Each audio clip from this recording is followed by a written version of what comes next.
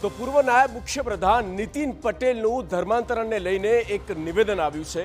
આ નિવેદન પ્રમાણે નીતિન પટેલે કહ્યું કે હિન્દુઓની વસ્તી ઘટી રહી છે, ખ્રિસ્તીઓ અને મુસ્લિમો દ્વારા ધર્મ પરિવર્તન કરાવવામાં આવી રહ્યું છે, જેની સામે હવે લડવું પડશે।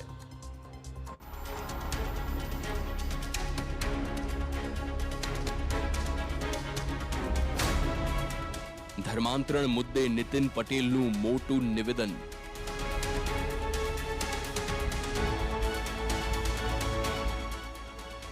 ખ્રિસ્તીઓ કરાવી રહ્યા છે ધર્માંતરણ।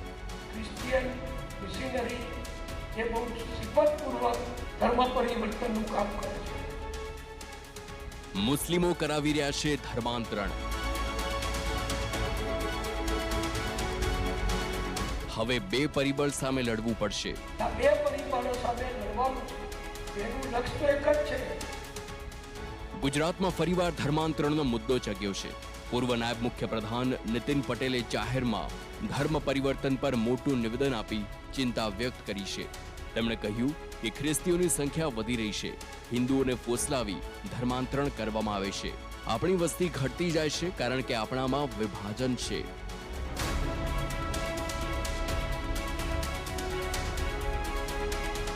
મહેસાણાના કડીના બુડાસણમાં પંડિત દીનદયાળ ઉપાધ્યાય સંકુલ ખાતે ઓમકાર સેવા મિશન ચેરિટેબલ ટ્રસ્ટની સાધારણ સભા યોજાઈ હતી, જેમાં રાજ્યના પૂર્વ નાયબ મુખ્યપ્રધાન નીતિન પટેલે હાજરી આપી। આ સભામાં તેમણે ધર્માંતરણ મુદ્દે વાત કરી। સાંભળો સૌથી પહેલા નીતિન પટેલે શું કહ્યું છે। વિશ્વ હિન્દુ પરિષદ મારફતે, સંઘ મારફતે આપણને ખબર પડી છે છેલ્લા 25, 30, 40 વર્ષથી કે આપણે ઘટતા જઈએ છીએ, આપણામાં વિભાજન છે, ખ્રિસ્તીઓની સંખ્યા વધતી જાય છે, વસ્તી વધતી જાય છે। મુસલમાનો વળી એક જુદો વિષય છે। ખ્રિસ્તી અને મુસલમાનના વિષયને બહુ સીધો સંપર્ક કરવાની, જોડવાની બહુ જરૂર નથી, બે અલગ વિષયો છે। એક આતંકવાદીઓનો પક્ષધર છે, દેશદ્રોહીઓનો પક્ષધર છે, હિંસક લોકોનો પક્ષધર છે, અને એક ફોસલાઈ હાથ ફેરવી પટાઈ અને ધર્માંતર કરાવનારા લોકો છે। બેનું લક્ષ્ય તો એક જ છે કે હિન્દુઓ ઓછા કરવા, હિન્દુ ધર્મ ઉપર આપણે વર્ચસ્વ જમાવવું। આ વર્ચસ્વ જમાવવા ક્રિશ્ચિયન મિશનરી એ બહુ સિફતપૂર્વક, બહુ સલુકાઈથી એ ધર્મ પરિવર્તનનું કામ કરે છે।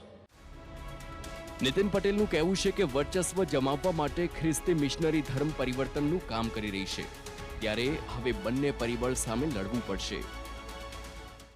કપડા પર ભણાવે, દવાખાનું કરે, નિશાળ કરે, હોસ્ટેલો કરે, અને પેલા લોકો એમની રીતે હિંસક રીતે એક જ વાત કરી એમનું કામ કરે છે। એટલે આ બે પરિબળો સામે લડવાનું છે। ધર્માંતરણનો મુદ્દો છેડી નીતિન પટેલે ધર્માંતરણની ચર્ચા શરૂ કરી દીધી છે, ત્યારે આ મુદ્દે હિન્દુ સંગઠન શું માની રહ્યા છે તે પણ સાંભળો। ખ્રિસ્તી ધર્માંતરણ જે થઈ રહ્યું છે, ખરેખર હિન્દુએ જાગવાની જરૂર છે। હિન્દુ સમાજ જ્યારે જાગૃત થશે ત્યારે જ આ બધી પ્રવૃત્તિ અટકશે। ખરેખર તો પછી ચોપડા વિતરણ હોય, લોભ કે લાલચથી જે પણ કંઈ કરવામાં આવે છે એના કારણેથી હિન્દુઓને ઘણું બધું નુકસાન થાય છે। તો ખરેખર હિન્દુ આમાં જાગે।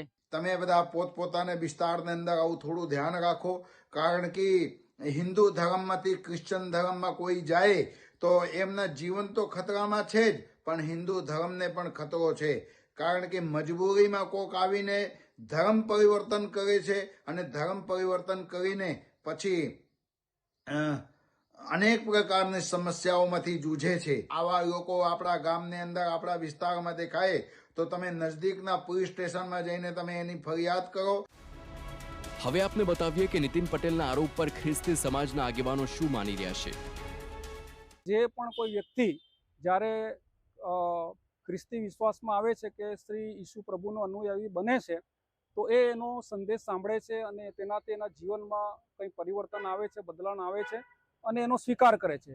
એટલે લોભ લાલચ કે કોઈ ધાક ધમકી એવી કોઈ વાત આવતી નથી। એ વાત તદ્દન ખોટી છે અને અમારું જે લક્ષ્ય છે એ બંધારણ પ્રમાણે અમે જે કંઈ પ્રચાર પ્રસાર કરવાનું કામ છે કરીએ છીએ, અને કોઈની વસ્તી વધારવાનું કે કોઈને ઘટાડવાનો એવો અમારો કોઈ લક્ષ્ય છે નથી.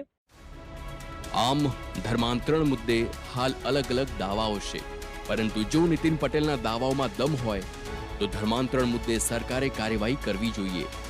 Bureau report, TV9.